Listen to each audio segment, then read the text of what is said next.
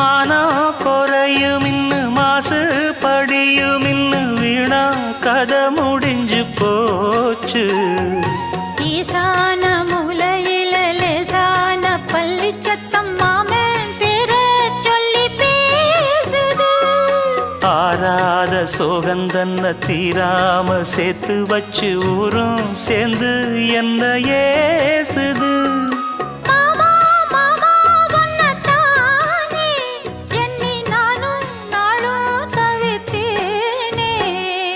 கூண்டுக்குள்ள என்ன வச்சு கூடி நின்ன ஊரை விட்டு கூண்டுக்குள்ள போனதென்ன கோலக்கிளியே.